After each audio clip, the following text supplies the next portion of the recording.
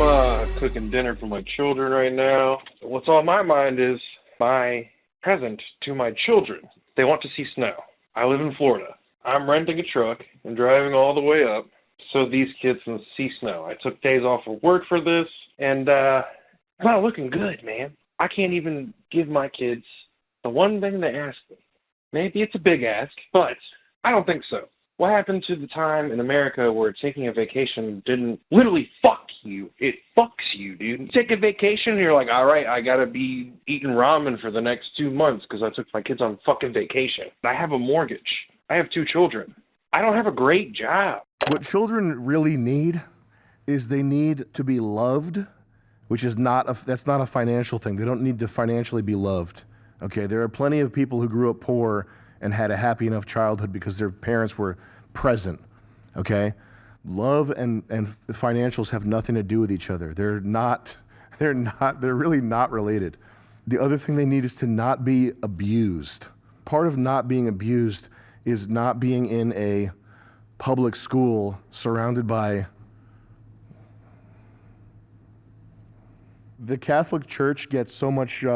That's like not so much now, I mean, but in the 90s and 2000s, every stand-up comedian was like, oh, you're Catholic? That's good to child molestation. To whatever degree that's true, it's way worse in synagogues and fucking public schools. I think public schools have a 10x higher rate of child abuse than Catholic Church. So if you're gonna be scared of something, you should be scared of public schools. What you need to provide for your children is protection from pharmaceuticals, protection from rapists and bullies, and love, which is not a monetary thing. You just be a normal human being that's not a fucking freak, I guess. There's probably a book about it.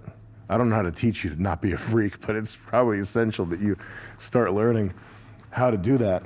Stefan Molyneux has talked a lot about peaceful parenting, not hitting your children. I didn't know people hit their children until I started meeting like regular glop people. Like people that look like some fucking cigarette lady. She looks like she should be compressed in a barrel into oil to lubricate train parts. That's probably the most useful, the most valuable use of this human biomass I'm looking at right here. Asking me for a light. You should be lubricating a train as human goo, you fucking freak. But those people like that have had the shit beat out of them as children. This is probably a major reason why the world is this like throbbing, chaotic, violent organism from hell at times and in certain locations. That's one of my big regrets is I was at a Home Depot and there was a black guy and he was talking to his kid and he goes, am I gonna have to put hands on you? This was before I was started lifting weights or boxing or anything, but I really wish I had given that guy a talking to.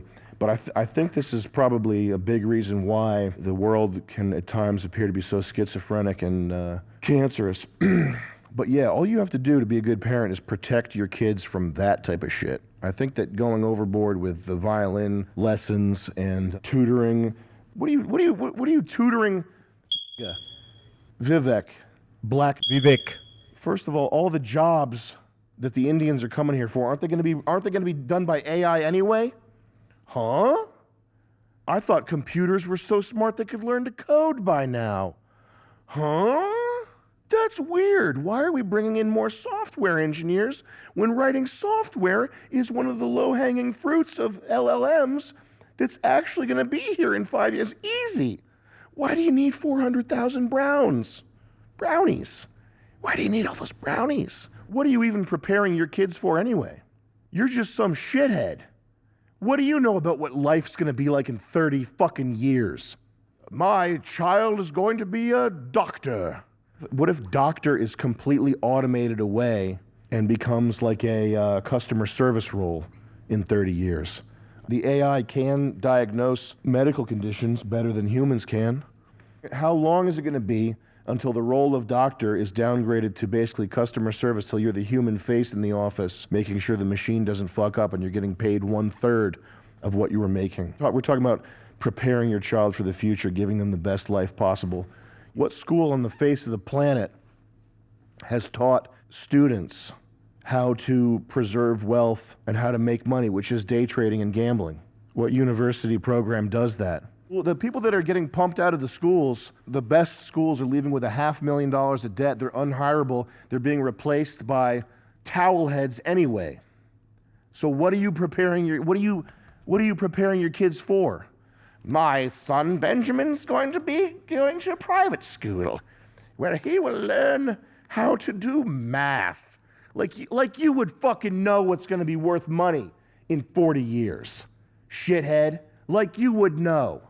The way you probably prepare your kid for the future is by teaching them how to be a streamer or whatever.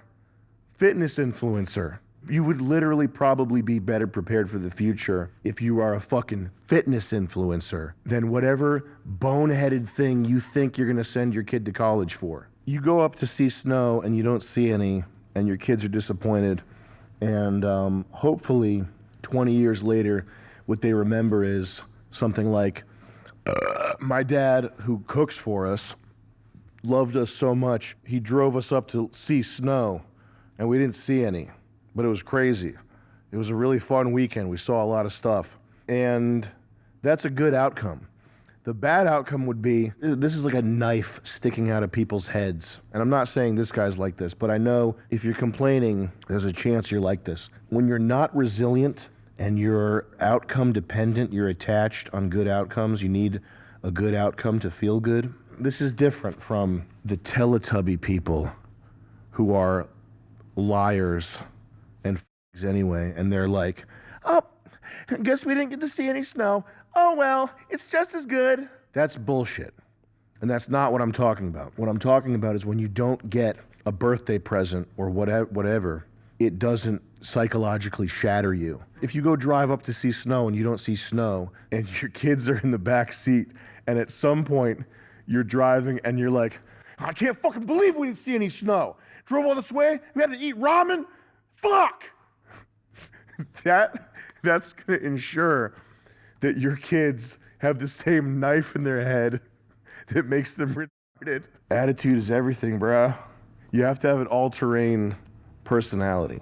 You have to be ready for whatever comes, because there's bad stuff coming. That's a lot of it, actually. There's actually a lot of bad stuff coming. So you need to be ready for it. It sounds like you're a good dad. You're cooking dinner for your kids.